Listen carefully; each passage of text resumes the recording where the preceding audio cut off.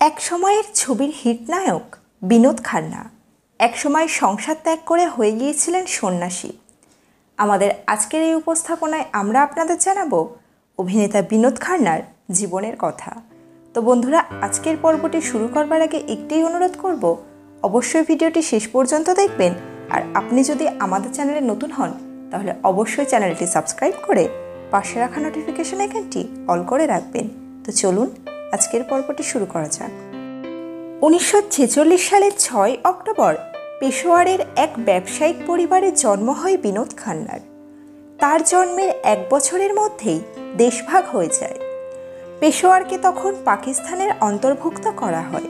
ফলে পরিবারের সঙ্গে ভিটেমাটি ছেড়ে ভারতে চলে আসতে হয় বিনোদকে।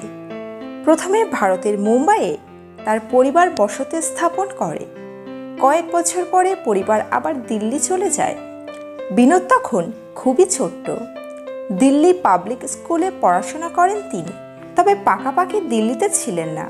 পরে আবার একসময় মুম্বাইয়ে চলে যায় পরিবার। বিনোদের বরাবরই সায়েন্স নিয়ে পড়ার ইচ্ছা ছিল, কিন্তু বাবার ইচ্ছা অনুযায়ী তাকে কমার্স নিয়ে পড়াশোনা করতে হয়।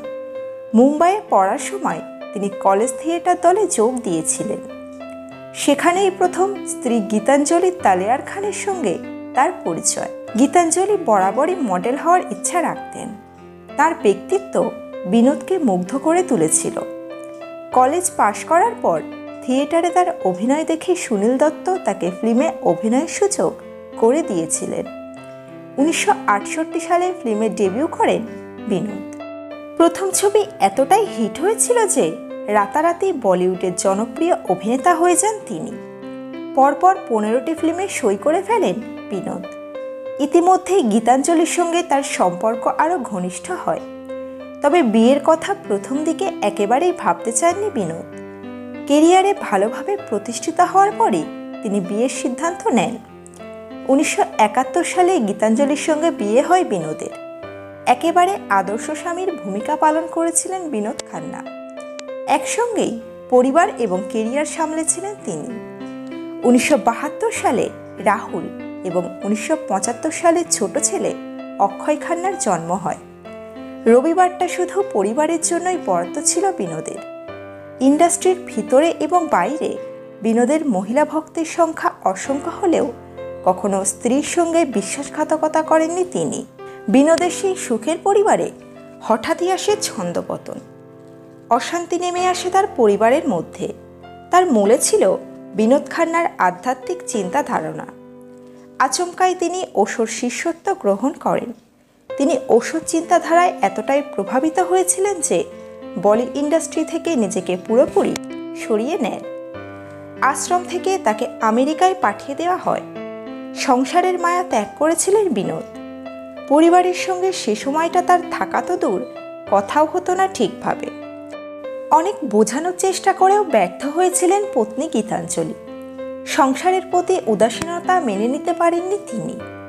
ছেলেদের ভবিষ্যতের কথা ভেবে বিনোদকে ডিভোর্স দিয়ে দেন গীতাঞ্জলি। আমেরিকা থেকে বিনোদ খান্না যখন ফিরেছিলেন তখন তিনি সব হারিয়েছেন। স্ত্রী সন্তানদের সঙ্গে কেরিয়ারও অনেক পিছনে ফেলে দিয়েছিলেন তিনি ততদিন। তবে ইন্ডাস্ট্রি বিনোদের কামব্যাক স্বাগত জানিয়েছিলেন। ফের নতুন করে শুরু করলেন বিনোদ। অমৃতা সিংয়ের সঙ্গে তার সম্পর্কও তৈরি হয়, কিন্তু অমৃতার মা এটা মেনে নেননি। পরে কবিতা দপ্তরি নামে এক মহিলার সঙ্গে তার পরিচয় হয়। কবিতাকেই বিয়ে করে নতুন করে সংসার পাতেন বিনোদ খান্না। দ্বিতীয় পক্ষেও তার 2 সন্তান। এই তৃতীয় বিয়ের করার পর প্রথম পক্ষের সন্তানরা রাহুল এবং অক্ষয় তার সঙ্গে কোনো যোগাযোগ রাখেননি। 2017 সালে ক্যান্সারে বিনোদ খান্নার মৃত্যুর পরও তার প্রথম পক্ষে 2 সন্তানের কেউই বাবার মুখাগ্নি করতে চাননি। এই ছিল অভিনেতা বিনোদ খান্নার জীবনের গল্প। আজকের পর্বটি এখানেই সমাপ্ত। দেখা হচ্ছে পরবর্তী পর্বে। শেষ করবার আগে একটাই কথা, আপনারা সকলে ভালো থাকবেন, সুস্থ থাকবেন। ধন্যবাদ।